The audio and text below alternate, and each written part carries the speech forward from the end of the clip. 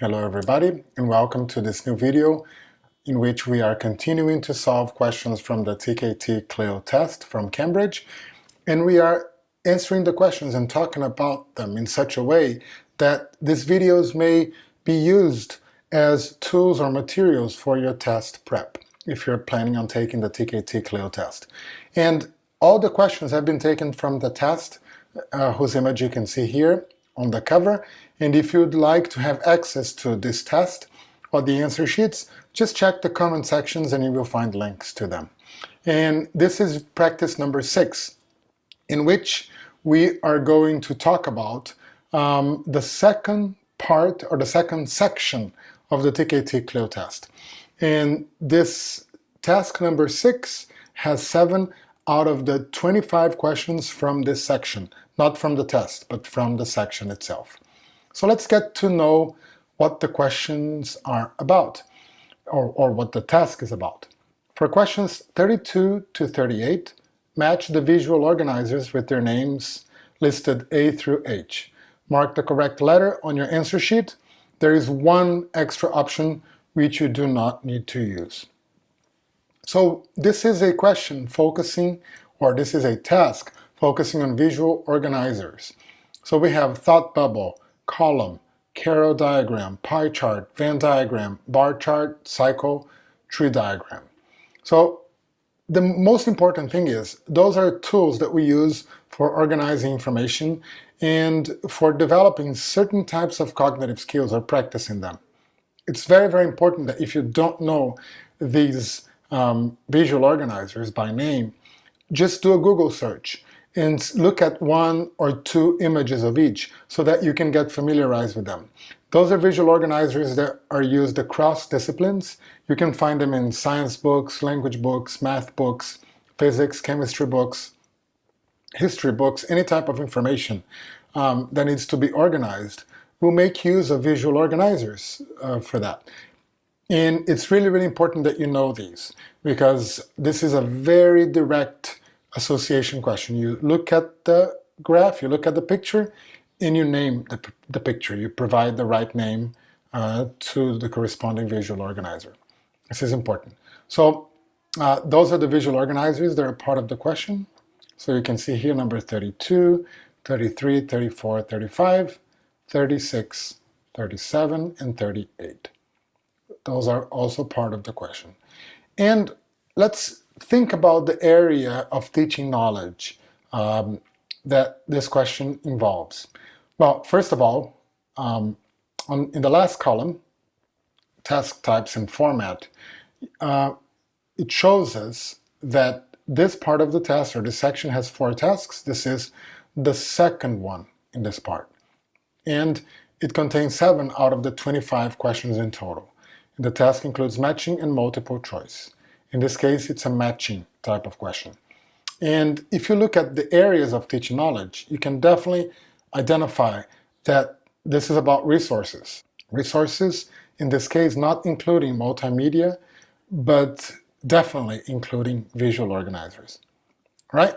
So before we get to the question itself, let's look at some common visual organizers, some of which will be in the question, part of the question, others that will not, but they're good for you to know and identify because they may be in subsequent questions or in different iterations of this question. Atomistic mind map or a mind map, basically you have a graphic organizer that is designed to cut up a topic into parts. So you have a center square and you have 3 squares that are secondary to or subordinate to the main one. Then you have a graphic organizer representing a cycle and a flow diagram with the first and second and third steps.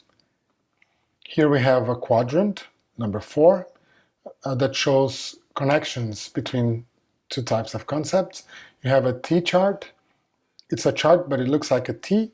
You have a table, a classic table. There is another type of table called Carroll diagram that looks like a table, but it's not really one. And we're going to talk about it when we look at the question. Now we have a timeline, number 7. We have a tree diagram. Looks like a tree because you have the branches, the top branches and the bottom branches. And you have a Venn diagram, where you have intersecting areas between two different circles or different figures, let's put it this way. And a Carroll diagram looks like a table, but a Carroll diagram is a diagram in which things are grouped based on their classification. So for example, so here we have going clockwise, the first box you have here, even and prime. The second box, or this one here, you have not prime and even. Again, going clockwise, in the third box we have not prime and not even. And in the last box, we have not even and prime. Okay, this is just for you to get a sense of what exactly we are talking about here. Okay, so moving on, let's get straight to the questions then. Number 32, what type of visual organizer is this one? Well, that's an easy one, right? Because it shows steps, but the steps, they come up in a cyclical format. So, cyclical format, number 32 is a cycle.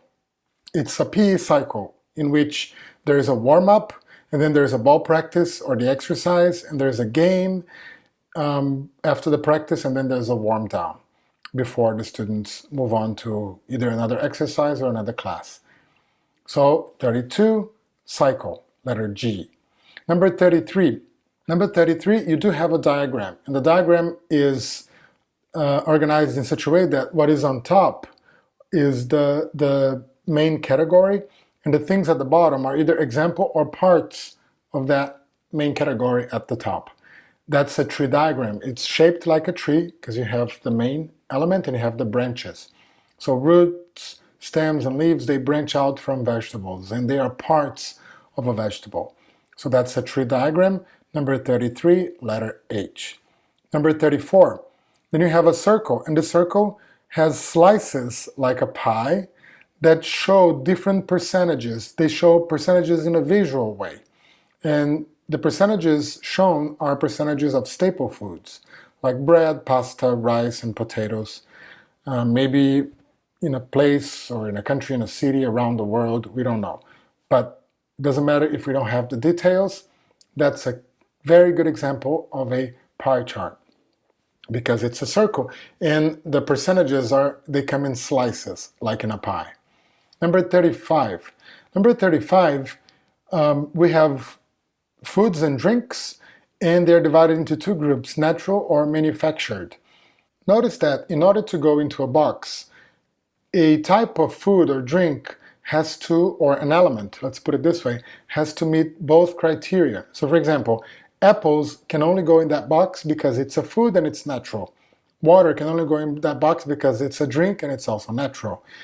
Coke can only go in that box because it's a drink and manufactured, and so is pasta. It's food and manufactured. So that's a Carroll diagram.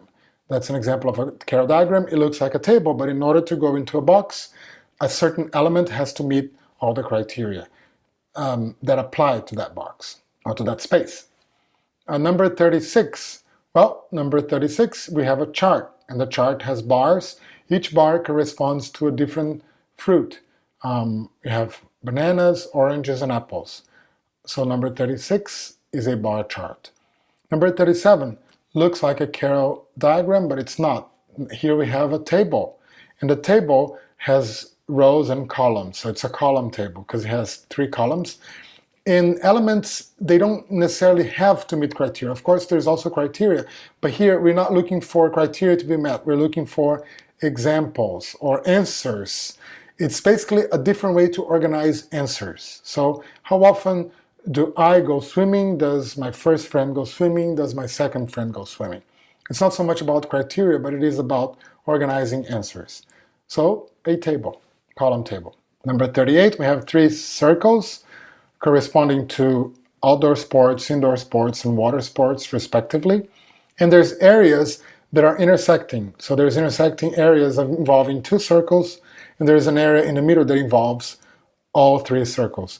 And depending on which element you put in, if it's common to one type of sport or 2 types of sports or 3 types of sports, you would go in different intersecting areas or non-intersecting areas.